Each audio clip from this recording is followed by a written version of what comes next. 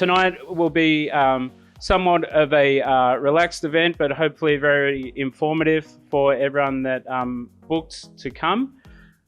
We have Mr. Anthony Galliano as part of our speakers and panel, the president of the American Chamber of Commerce. Washington was 4 full packed days, meeting with the executive branch of the government, the legislative branch, and it's very important that we were there, and it was an eye-opener, a real eye-opener for us. I'm very proud that Cambodia went and was represented in Washington, D.C., and had a voice with the executive branch, the legislative branch, and of course lobbyists and consulting firms and think tanks. But what's more interesting is what's going on in D.C. and what's going on in the United States, what the sentiment is, what are the key issues. I felt that we were a little out of touch of some of the radical issues, maybe some of the really potent and extreme issues that the U.S. is going through. I will then present the AmCham Real Estate and Construction Survey data, which I assume many of you filled out a few months ago. So this is our opportunity to present those answers. Is there oversupply in the market? So we asked this to the members, and 23% of people said yes, just under 19% said no. But 50% or just under 50% said there was oversupply in the market. So 51% of our traffic when people are searching for properties for sale is Cambodian nationals, and 26% is Chinese, whether they're searching the website from within Cambodia, China itself, or around the globe. But a lot of international investors still see Cambodia as a great market to invest in.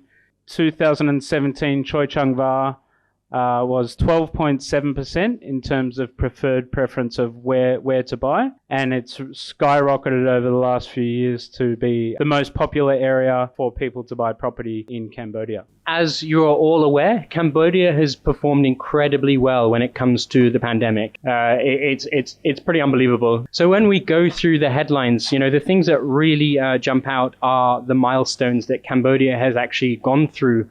All of these things are really fundamental for Cambodia in terms of it moving to its next stage of development. I've never seen this scale of development, whether it's new roads, highways, airports, bridges, deep sea ports, airports. Everything is moving forward in Cambodia, and it's this sort of thing that is really fundamental to the economic growth. It opens up new areas for real estate development. A new borough, a new industrial park needs road access. Important thing to add when I'm talking about these challenges, that not all buildings are made equally. There are going to be standout projects because of their location, because of their construction quality, because of their property management, et cetera, et cetera, et cetera. And that's just the nature of real estate.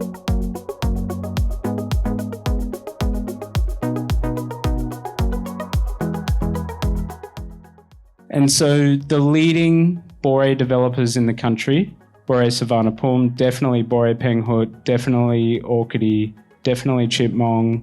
If you wanted to buy a villa through me today and I was a real estate agent and I took you to their office and I said, hey, here's my friend David, he wants to buy this property, I've advised him over the last 3 months, they would currently pay me 0% commission, which means there's still pretty high demand in the landed Bore property market. It's important to remember that Grade A and Grade B office supply in Ho Chi Minh City is 1.4 million square meters. By 2024, that will be our office market. The economy is and has faced a lot of challenges, but I think in the mid to long run, those will be healthy outcomes, because Cambodia's economy has been forced to sort of look for alternative sources of income. Did you hear any talk in Washington, D.C. about a bilateral investment treaty?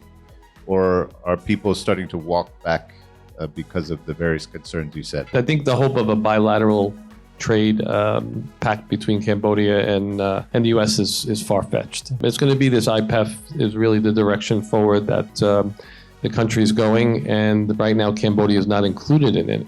So if Cambodia is going to be involved in anything with the U.S., they're going to have to be included.